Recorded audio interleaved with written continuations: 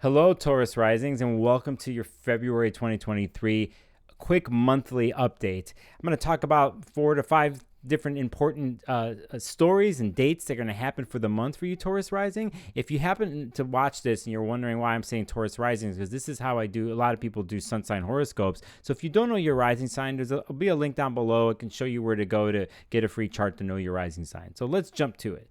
On February 5th, there is a huge, major full moon that happens in the sign of Leo.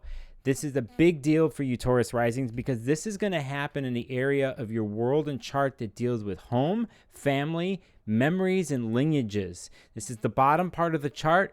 This is the past, too. It can work that way, but a lot of times it's at your home and things that happen there.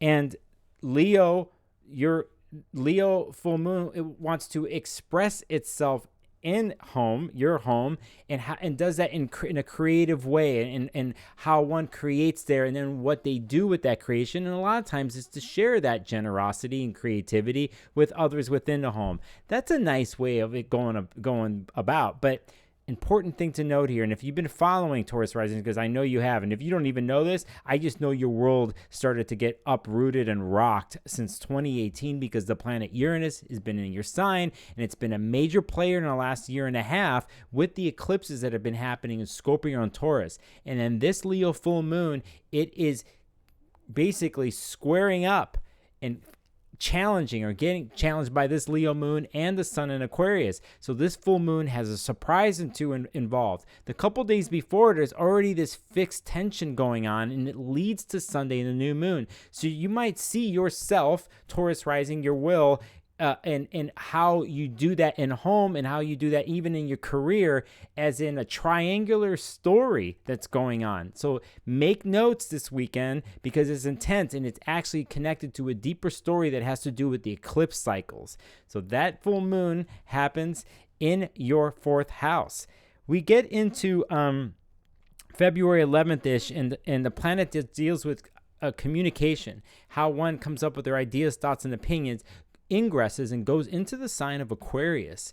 And this is huge for you too, because this part of the chart it does this in, your 10th house, as they call it, has to do with your public status, with your career, fame, how people are seeing you that way, and your job, your vocation too. So you've had a lot of action going on here, and transformative type of theme story too since 2020, because the planet Saturn has been in that sign, and it's almost done out of that part of your vocation house. But here comes Mercury wanting to talk in that place, wanting to come up with different ideas in different ways of looking at things, because it's Aquarius. That's what Aquarius does. And so different ways of thinking, different ways of communicating, ideas and experimentation, a different way and progressive way of thinking than you normally do in the area that deals with your public status and career. So that's a biggie, and pay attention to what the conversations you're having, especially, let's say, if it's with work colleagues or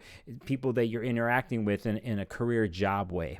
So when we get to the 18th, the sun goes into the sign of Pisces, and the Pisces birthdays start, and then within basically a day and a half later, on the 19th and the 20th, we have the new moon happen in the sign of Pisces.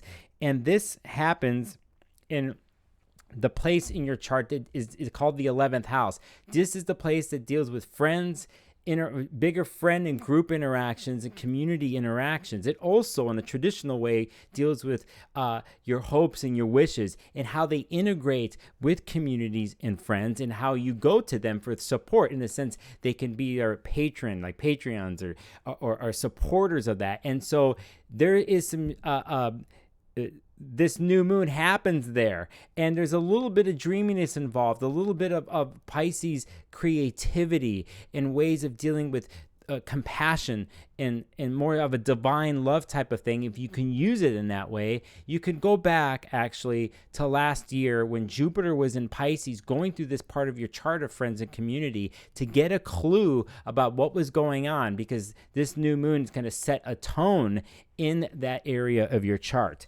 And then finally, we get to an interesting thing that happens. It's like a day later almost, that on the 20th, 21st, you have Venus the planet that deals with love and relationships and money and resources enters the sign of Aries, and it comes, and this happens in the part of your chart that has to do with like laying low and being chill, and it's the 12th house. And this is a retiring type of meditative type of place in a more modern way of thinking. The other ways of dealing, this is kind of where we go sometimes to like rehabilitate ourselves. So in that sense, there's a theme going on for you there. And currently in the sky, the planet Jupiter is in that place, that part of the chart, and Chiron, the wounded healer, is there. So you already have a theme going on here from last year too.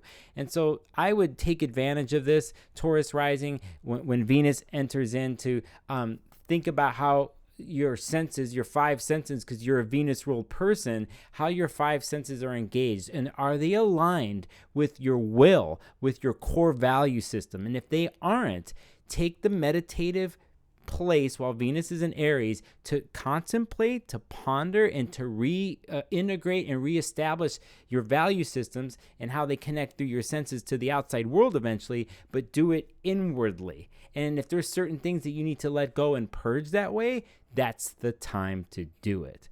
And that, Taurus rising, is my quick little February forecast for you.